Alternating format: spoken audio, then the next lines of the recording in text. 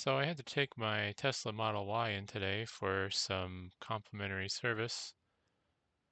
I'm doing a different video on that, but Tesla's giving people mud flaps and PPF if you live in certain areas to help protect the paint better. So it's kind of cool. But while I was there, I happened to see a pair of Cybertrucks in their work base, which was kind of cool. And now that I've seen one in person, more than just a drive-by. I can have a little bit more of an opinion on it. And I'm super conflicted. um, I think they look cool. Other people think they're ugly. Other people think they're so ugly they're cool. But I think they look cool. Um, the biggest thing I hate about them is just they're not trucks. They're not functional as a truck. And seeing it kind of confirmed some of the things I didn't like about it. Um, so at the service center, the trucks were at entry height, I guess. And I did get confirmation just by eyeballing it that like you're not gonna be able to load anything over the side of the bed. So at least from my experience with all the trucks I've owned over the years, I almost always at one point or another end up loading something over the bed, which is just so nice and convenient. With the side rails of the bed being so high, it's just not something you're going to be able to do.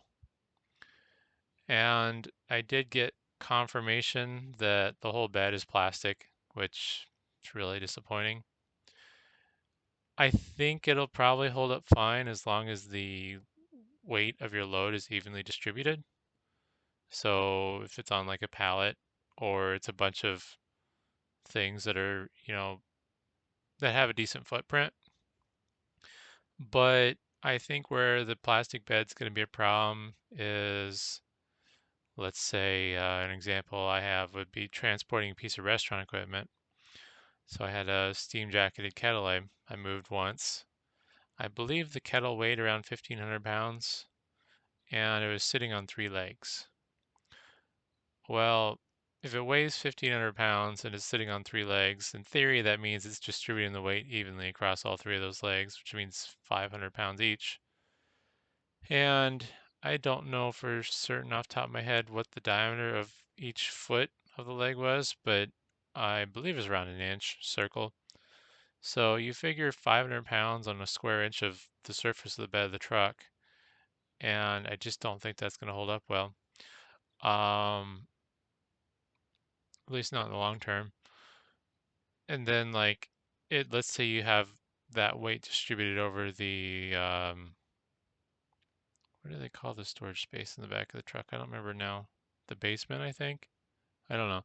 If you have you weight distributed over that basement door, um, that's just I don't know. That doesn't instill confidence in me.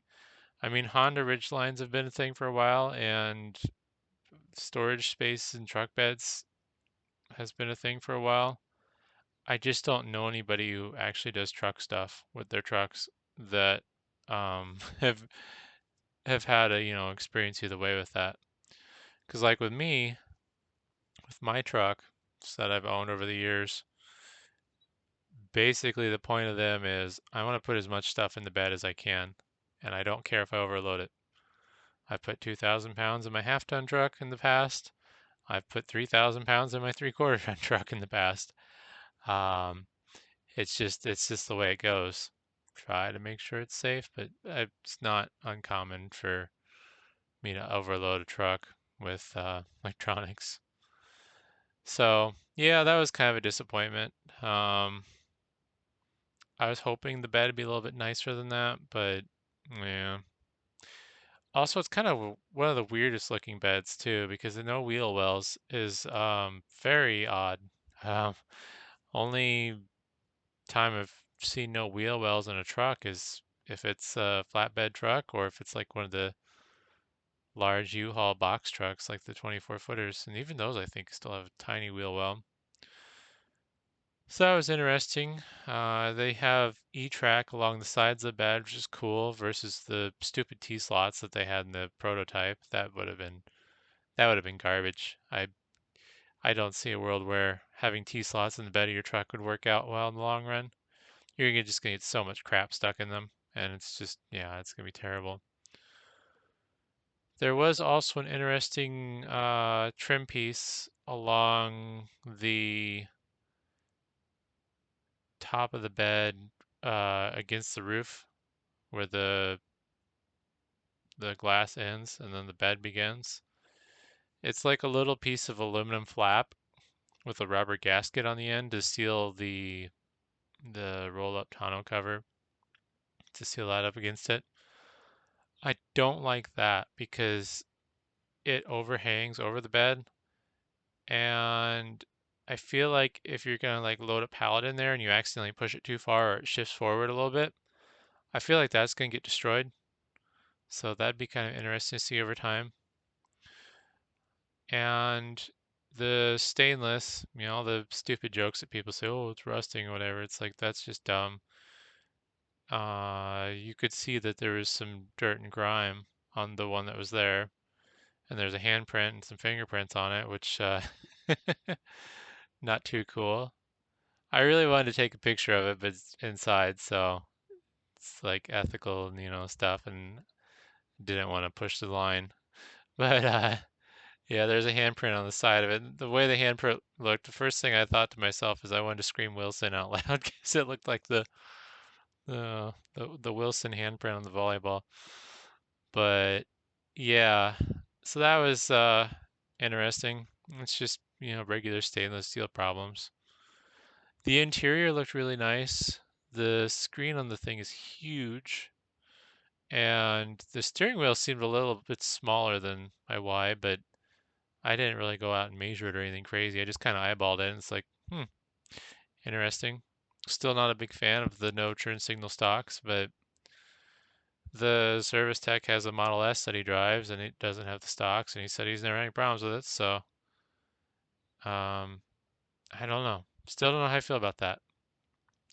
It's just so much more intuitive to just stick your finger out and reach for the stock versus trying to find the button, since there's no, if memory serves correct, there's not really any physical way to feel for the button, especially since it's, I believe they're capacitive touch buttons. I don't think they're physical, but I don't know for certain on that.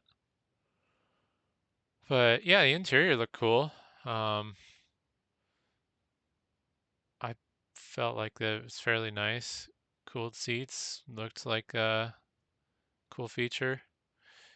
I do wonder what the blind spots would be like with how deep the dash is and then how big the A pillars are. But I just don't like it from the standpoint of truck stuff. I don't feel like it'd be a good work truck, but looks cool. It'd be fun to test drive one, but odds are they're not going to have any demo models till next year, and I don't feel like paying someone a couple $100 just to drive a truck I'm probably never going to buy. I'm still looking at the Silverado EV as a potential, but what I really want's a nice electric van like the E-Transit, but with a worthwhile range and a good charging network. So, yeah, I don't know. It was definitely exciting to see, though. I mean, it's always interesting seeing the different electric vehicles. I've been seeing a lot more Rivian R1Ss in town, which is exciting.